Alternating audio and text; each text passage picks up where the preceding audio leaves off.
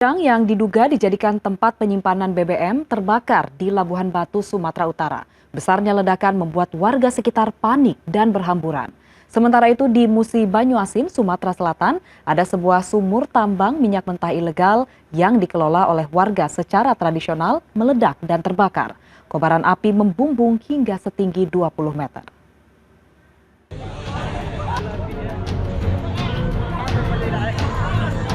Sebuah gudang yang diduga warga dijadikan lokasi penyimpanan bahan bakar minyak di Labuhan Batu, Sumatera Utara terbakar Minggu sore. Warga yang awalnya mendekat untuk menyaksikan kebakaran yang terjadi seketika panik dan berhamburan setelah kobaran api disertai ledakan hebat terjadi. Selain menghanguskan gudang, api membakar satu truk yang berada di lokasi kejadian. Senin siang, anggota kepolisian datang ke lokasi untuk melakukan olah TKP. Akibat insiden tersebut, satu orang menderita luka bakar ringan dan kerugian ditaksir mencapai 900 juta rupiah.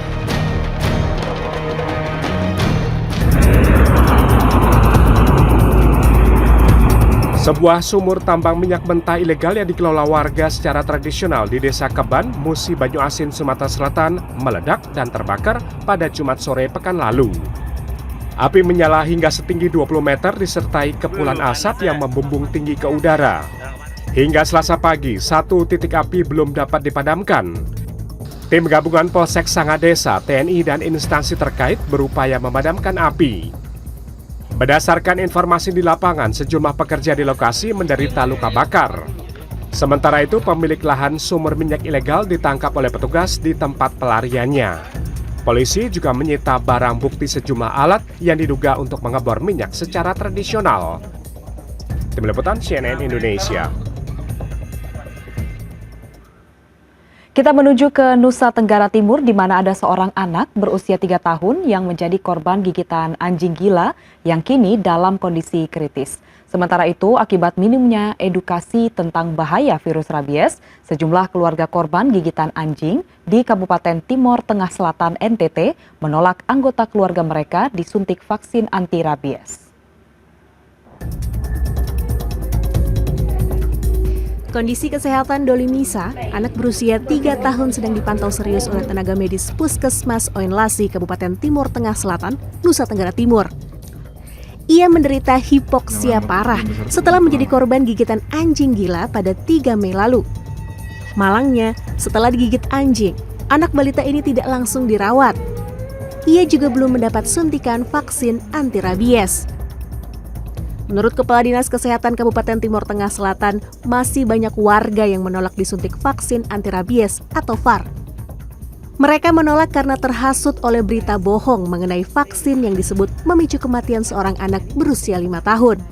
Tapi waktu pasien ini diberikan itu belum ada gejala. Jadi pasien ini diberikan VAR belum ada gejala. Gejala itu akhirnya kan tertuduhlah si VAR ini. Padahal VAR tidak. Justru VAR ini membentuk antibodi dalam tubuh, barikade, tapi kalah dia nih karena sudah kadung inkubasi dari virusnya dalam tubuh sudah banyak, apalagi di wajah kan ini sangat dekat dengannya. Jadi jangan main-main lah dengan rabies, apalagi bilang gara-gara vaksin. Oh tidak, vaksin. Sementara itu, Gina Angela Kabau, bocah perempuan berusia 5 tahun, korban kedua yang meninggal akibat gigitan anjing gila, dimakamkan di tempat pemakaman umum di Kampung Sabu, Kelurahan Soe, Senin petang. Gina sebelumnya digigit anjing di sejumlah bagian tubuhnya ketika berada di rumahnya di Desa Kualin pada Sabtu, 15 April lalu. Ia sempat mendapat pengobatan tetapi baru pada awal Juni disuntik vaksin anti rabies.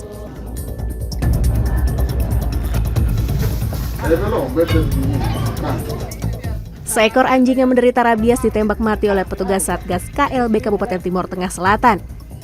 Anjing tersebut sempat masuk rumah warga di RT 22 RW 08 Kelurahan Oyebesa dan membuat penghuninya ketakutan. Petugas kemudian mengambil sampel cairan dari anjing tersebut untuk diperiksa di laboratorium.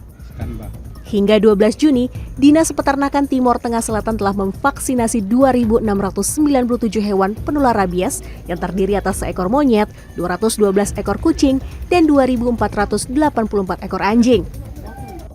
Meski jumlah kasus gigitan anjing terus bertambah, terutama di zona merah, Satgas KLB Wabah Penyakit Rabies belum melakukan tindakan eliminasi massal.